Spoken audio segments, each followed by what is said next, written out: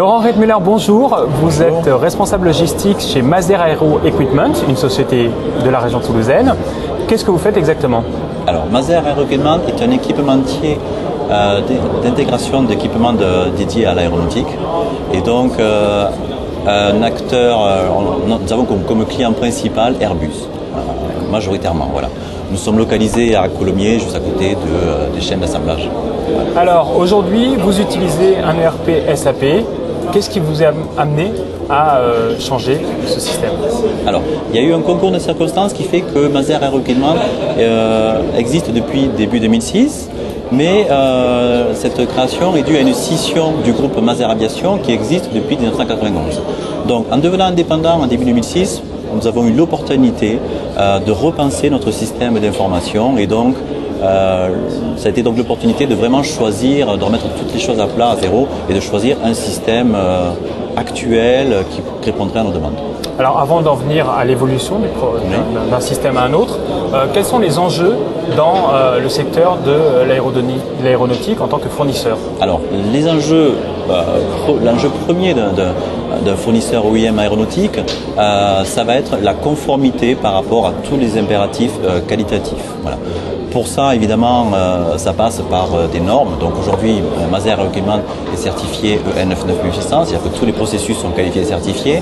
Et nous avons des agréments délivrés par la DGAC, comme un agrément Part 21G et un agrément Part 145, ce qui implique, dans la vie de tous les jours, une maîtrise de nos processus, de la façon de travailler, de la traçabilité et des garanties de fonctionnement vraiment validées et sécurisées. Voilà. Un suivi donc avec une granularité très fine de tout ce qui se passe autour des pièces que vous traitez. Tout à fait. Historiquement, on doit pouvoir dire d'où provient une pièce 5 à 6 ans après avoir été utilisée, qui l'a réceptionnée, qui en a fait quoi, qui l'a monté, qui l'a assemblé, etc. Pour qu'on comprenne bien, comment est-ce que vous procédiez avant de recourir à SAP?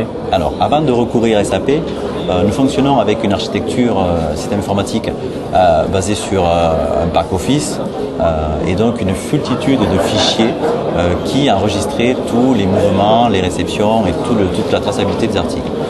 À titre indicatif, il fallait compter à peu près 2500 fichiers de type Excel pour gérer les stocks et la traçabilité de ces stocks.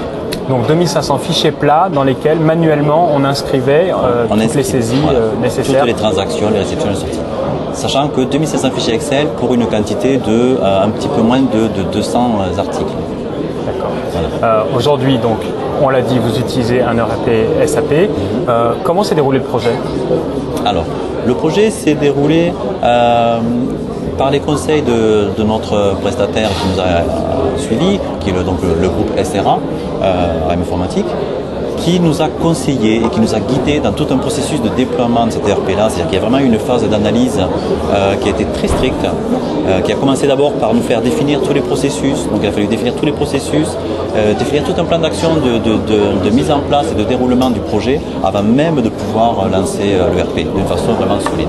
Ça a été assez contraignant dans des prérequis, mais le démarrage s'en est trouvé très facilité. Donc il y a eu un suivi quasi de tous les jours avec vraiment des questions-réponses et un conseil assez profitable du groupe SRA. Donc une prise en compte très précise de votre métier, des spécificités en tant que fournisseur aéronautique. Tout à fait. D'accord.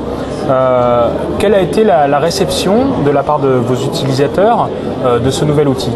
Alors, évidemment, vu qu'on était sur une activité qui était de longue date, les personnes en place étaient d'abord assez inquiètes au changement d'habitude, comme ça c'est un phénomène qui se trouve avec tous les ERP.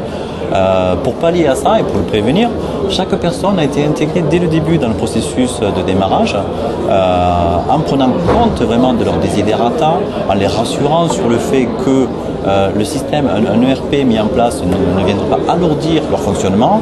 Et d'autre part, en leur demandant leur avis sur chaque module mis en place et sur le fonctionnement de chaque module, ils ont vraiment été intégrés dès le début du projet jusqu'à son déploiement. Et donc, ils sont devenus acteurs du système. Et forcément, vu que c'est eux qui ont participé à l'élaboration, ils ont vite trouvé l'intérêt du fonctionnement. Ils ont vite trouvé là où ils allaient gagner du temps, où ils allaient être plus rapides et plus fiables. Alors, autre bénéfice, peut-être, la crédibilité que vous avez gagnée auprès de vos clients. Voilà, ça faisait partie d'un des enjeux du choix d'un ERP, c'est historiquement, évidemment, avec une architecture lourde, comme j'en ai parlé précédemment, il était très difficile d'avoir une communication fluide et rapide avec nos donneurs d'ordre. Et forcément, une communication lente ou imprécise entraîne un manque de confiance. On se pose des questions, on a des doutes. Sachant que même en aéronautique, il y a de la réactivité qui peut être instantanée. Un avion en livraison finale sur lequel il y a un incident, on doit pouvoir dire si oui ou non on va pouvoir faire une réparation et intervenir dans l'heure ou dans les quelques heures qui suivent. Et ne pas se tromper sur une erreur de données.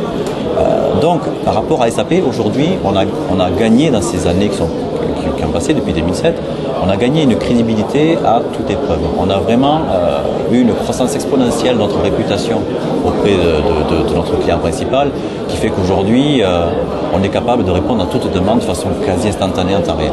Des clients qui sont parfois eux-mêmes utilisateurs d'SAP.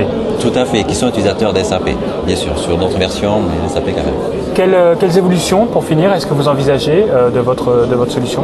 Alors, nous sommes toujours en évolution constante sur SAP, mais bon, pour une PME, bien sûr, on ne peut pas, ça se fait un petit peu, c'est notre disponibilité qui va faire que les évolutions sont plus ou moins rapides. Aujourd'hui, nous sommes sur un axe d'amélioration d'ergonomie à travers la Donboyum que nous avons mis en place il y a très peu de temps. Nous voulons fiabiliser la saisie de données, donc vraiment le côté humain de la saisie en faisant de l'aide à la décision, en faisant des vérifications de saisie dynamiques, etc. Et à moyen terme, dès que ce passage-là sera fait, nous envisageons d'intégrer le traitement des non-conformités dans SAP, qui aujourd'hui est resté en dehors, parce que c'est quand même un traitement lourd qui demande une garantie en qualité vraiment très sécurisée. Mais SAP a aujourd'hui fait ses preuves sur ce sujet-là. Nous comptons intégrer la gestion des non-conformités dans le système. Très bien. Voilà. Laurent Reitmuller, merci beaucoup pour votre témoignage. C'est avec plaisir. Merci.